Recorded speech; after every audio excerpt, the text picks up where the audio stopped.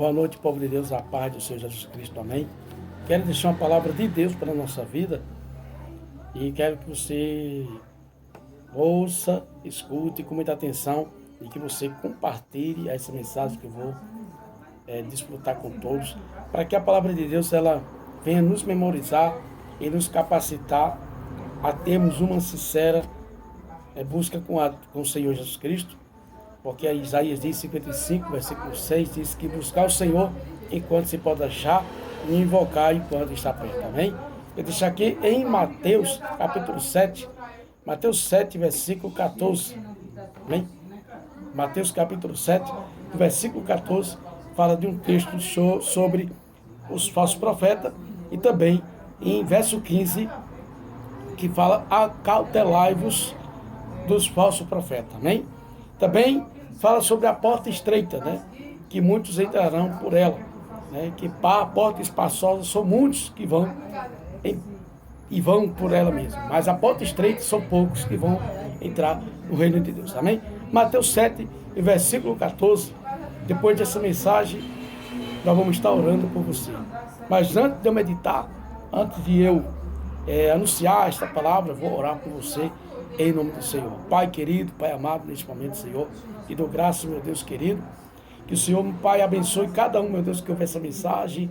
Deus, cada um das pessoas, seja católico, cristão, muçulmano, meu Deus eterno, Senhor, que seja cada fé que a pessoa possui, cada caminho que deve seguir sua religião, Pai, não importa a religião, não importa, Deus, qual a fé que desfrutam, mas que eles escutem essa palavra, que eles possam estar atentos, Pai, a ouvir esta mensagem. Pai, abençoa a todos, para a glória do Teu nome, que seja feita a Tua vontade nos céus e na terra. Amém?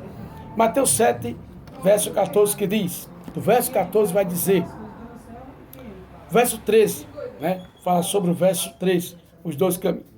Entrai pela porta estreita, porque larga é a porta e espaçoso caminho, que conduz à perdição, e muitos são os que entram por ela. Verso 14. E porque a estreita é a porta, e apertado o caminho que leva à vida, e poucos há que a encontrem.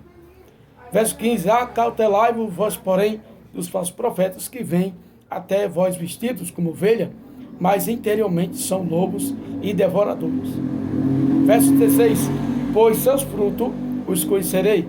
Porventura, colhem-se uvas dos espinheiros, ou figo dos abrolhos. Verso 17, assim toda árvore boa produz bons frutos, e toda árvore má produz frutos maus. Verso 18, não pode a árvore boa dar maus frutos, nem a árvore má dar frutos bons. Verso 19, toda árvore que não dá bom fruto, corta e se lança-se no fogo. Verso 20, portanto, pelos seus frutos os conhecereis. Amém? Esta é a palavra poderosa. Jesus fala sobre porta estreita. Louvado seja o nome do Senhor. Porque são poucos que vão entrar por ela, irmãos. Porque muitos são chamados, mas poucos vão entrar. Muitos vão querer entrar na porta, mas não vão poder entrar. Muitos vão poder encontrar o mestre naquele dia, mas não vão poder encontrar o mestre. Porque muitos só querem entrar pela porta e achar bem, que acha que está tudo razoável, que está tudo tranquilo. Mas a Bíblia diz que porta é estreita, porque larga é a porta e é espaçoso, porque são caminhos que muitos querem seguir. O caminho de quê? O caminho do mundo, né? Da prostituição, né? Da cobiça da carne, da cobiça dos olhos, da tentação, né? Da soberba, da ignorância, do orgulho, do ego. São essas pessoas que não sabem se amar a si mesmo, são pessoas que não se dão por si conta de que Deus é amor, que Deus é Pai, que Deus ele é misericordioso, que Deus ele é compassivo e tem compaixão para todos aqueles que nele esperam. Então essas pessoas vão procurar entrar por este caminho e não vai poder entrar. São dois caminhos, que a porta é estreita, porque larga é a porta. Entrar pela porta estreita, e poucos que encontrem. Cristo ensinou que não devemos esperar que a maioria o siga pelo caminho que leva à vida. Primeiro, são poucos os que querem entrar pela porta pela porta humilde do verdadeiro arrependimento e em seguida negar-se a si mesmo para seguir a Jesus e esforçar-se sinceramente para obedecer aos seus mandamentos e buscar zelosamente o seu reino e a sua justiça e perseverar até o fim com verdadeira fé, pureza e amor.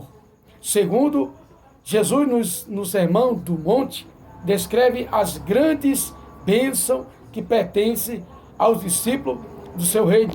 Em 5:3 vai dizer que, de Mateus capítulo 5, versículo 3, ele diz que bem-aventurados os pobres de espírito, porque deles é o reino dos céus.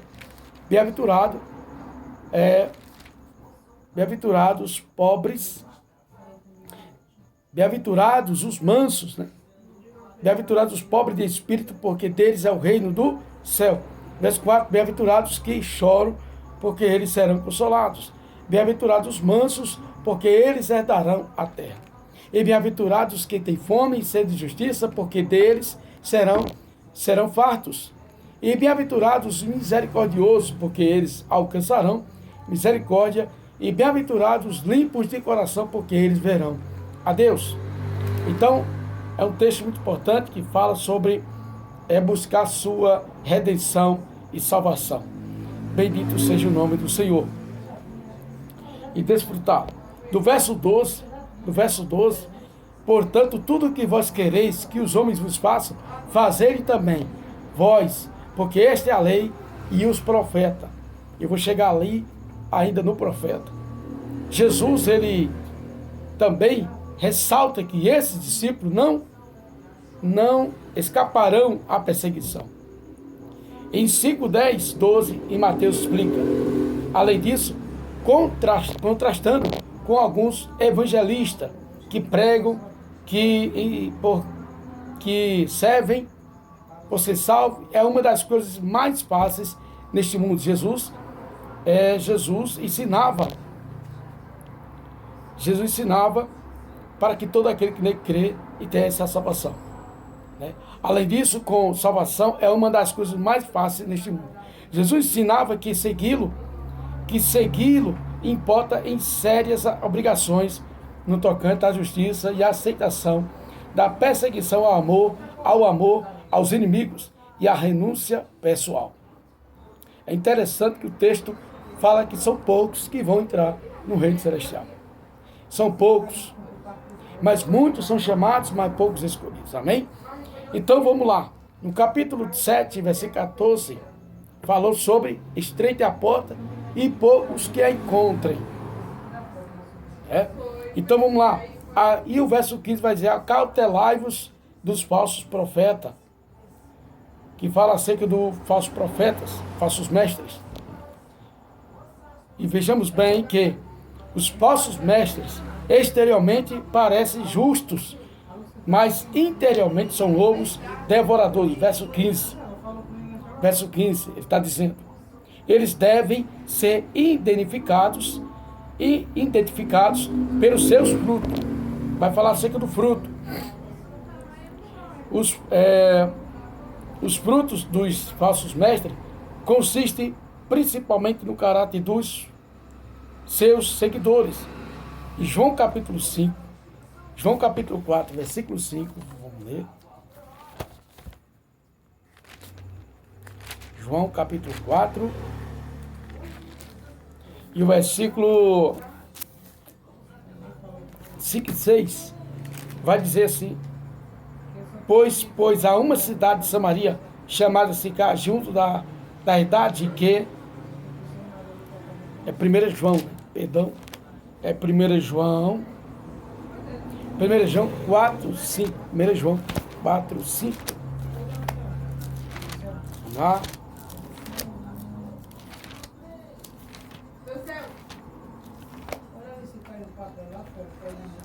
1 João 4, 5, 6, que vai dizer, texto interessante, e fala: do mundo são, por isso falam do mundo e o mundo os ouve.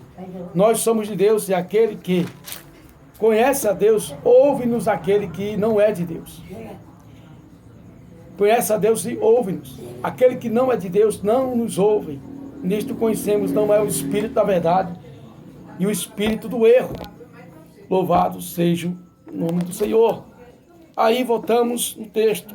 O falso mestre produzirá discípulos que manifestarão as seguintes características. Primeiro, serão cristãos professos, cuja lealdade é dedicada a homens e servem a criatura mais do que ao seu Criador. Romanos 1, 25. Romanos 1, 25. 1, no verso 25, vai dizer assim: pois mudaram a verdade de Deus em mentira e honraram e serviram mais a criatura do que o Criador, que é bendito eternamente. Amém. Então, no verso 25, mentira, aqui é a mensagem de Satanás, o pai da mentira, João 8, 44. Sereis como Deus, Gênesis 3, 5. Primeiro, crer na mentira é rejeitar a verdade de Deus e tomar parte na idolatria. É por isso que eu vou falar aqui que lá em Israel, a cidade santa, quando Jesus foi crucificado ali no Gólgota, né, que chama-se lugar da caveira, os estudiosos judeus, os islamismo, né, os muçulmanos, que cristão fala sobre cristianismo, cristão católico como povo brasileiro. Lá em Israel, tanto o islamismo, que é os descendentes de Ismael, tanto quanto os muçulmanos, que tem lá na torre, tem lá sobre o sol e a lua, né, que é a cultura islamista. Então, Jesus, quando foi crucificado ali, os povos judeus estavam lá embaixo, né? Quando viram Jesus subindo pelas montanhas do Gólgota, lá tem em Israel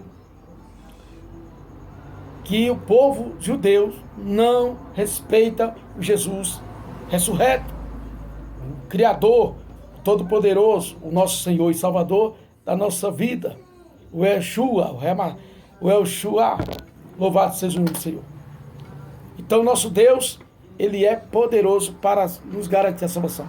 A igreja, tanto católica como os islamismo, eles desvendem tudo isso para que o povo de Deus não conheça o verdadeiro sofrimento de Cristo.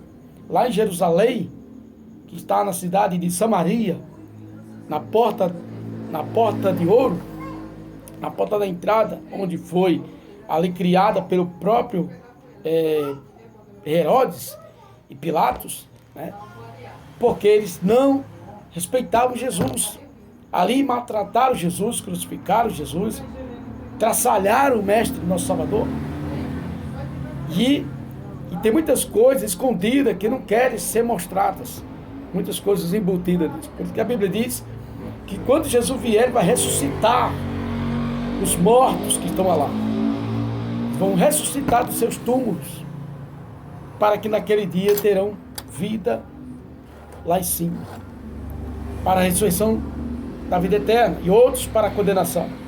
Por isso que Jesus diz que muitos falsos mestres, falsos profetas vão estar ali, envolvidos, e a cultura de hoje ainda e que ensinam, que instruem muitas escrituras erradas.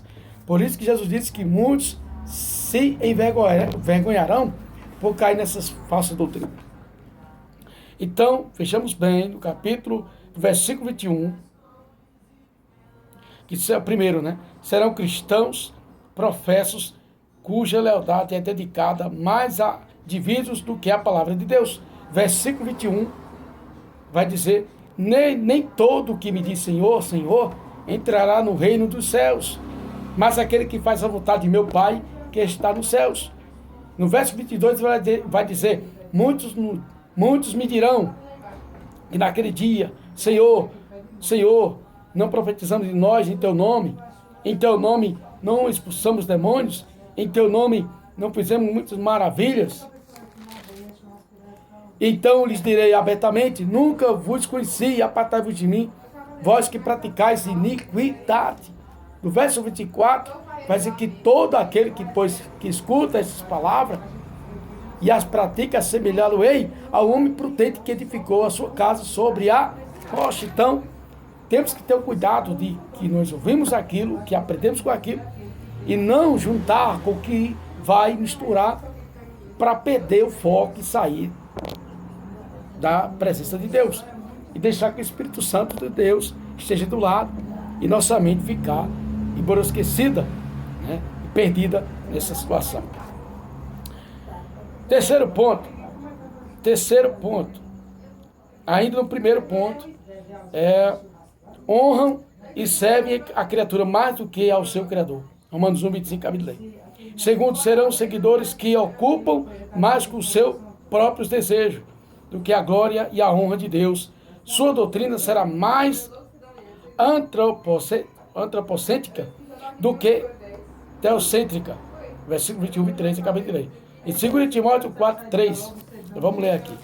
2 Timóteo 4, 3.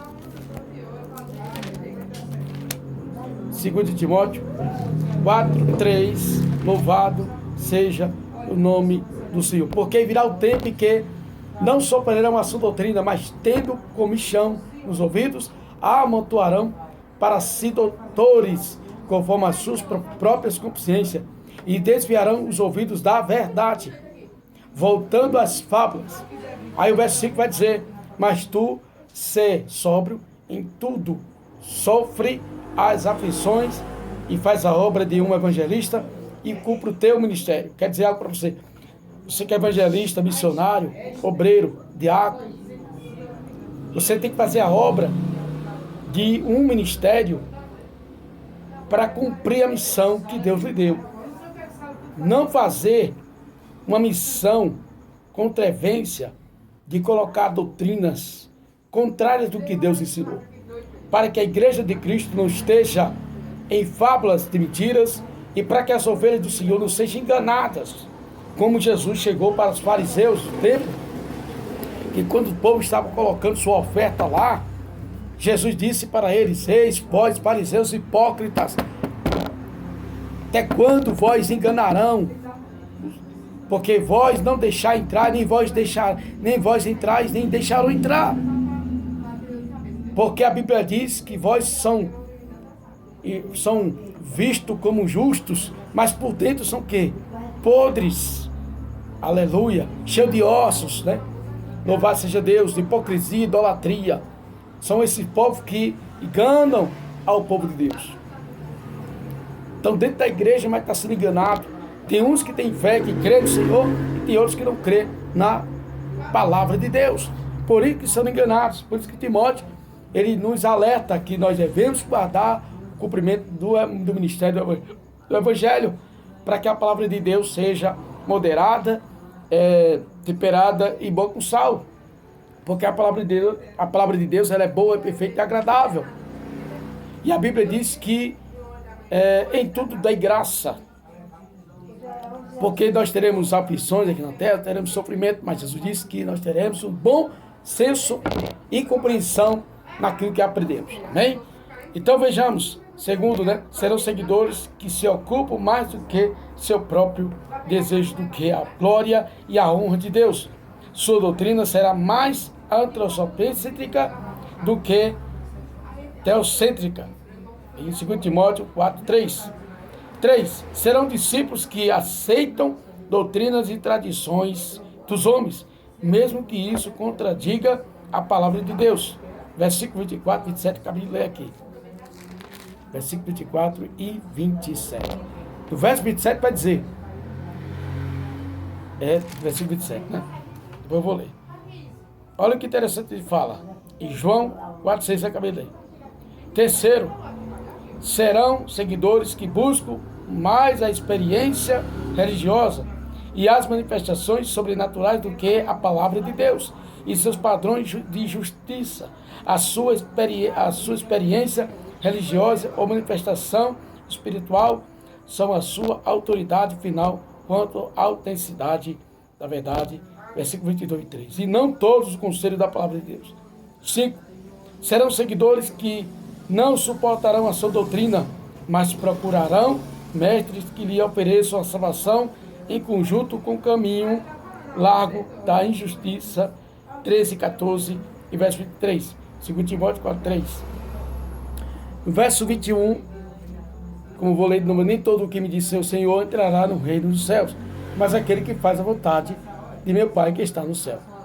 Aquele que faz a vontade de meu Pai, Jesus ensinava enfaticamente que cumprir a vontade do seu Pai Celestial é uma condição prévia e essencial para a entrada no reino dos céus. Versículo 22, versículo 25, ele diz: muitos me dirão, Senhor, naquele dia, né, que profetizamos em teu nome, expulsamos demônio em teu nome, fizemos maravilha em teu nome, mas ele vai dizer, verso 25, apartai-vos de mim, malditos, que todos que praticarem iniquidade não vos conheço, será lançado no fogo eterno. Então, 46 vai dizer: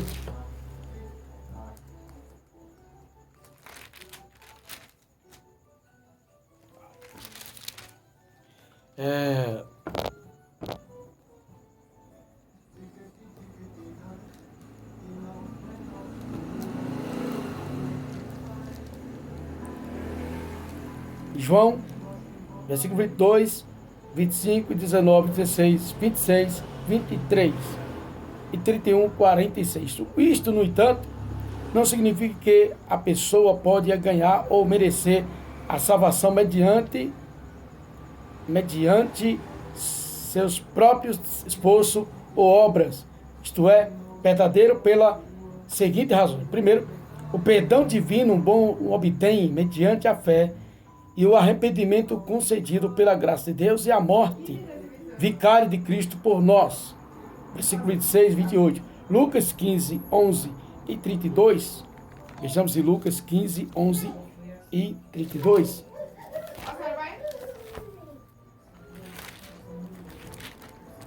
Lucas 11, 15.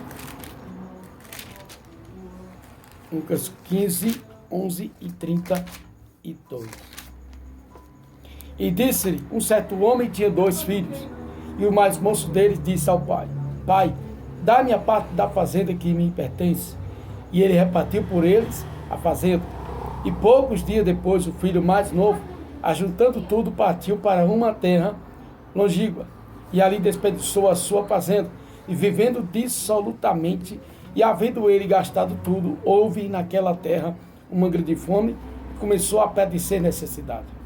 E chegou a si um dos cidadãos daquela terra, o qual mandou para os seus campos apacentar por porcos, e desejava encher o seu estômago com bolotas que os porcos comiam, e ninguém lhes dava nada. E caindo em si, disse: quanto trabalhadores de meu pai têm abundância de pão, eu aqui pereço de fome. Pereço de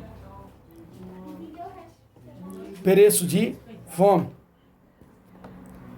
Levantar-me-ei e irei ter com meu pai, e direi: Pai, pequei contra ti e o céu perante ti. Já não sou digno de ser chamado teu filho.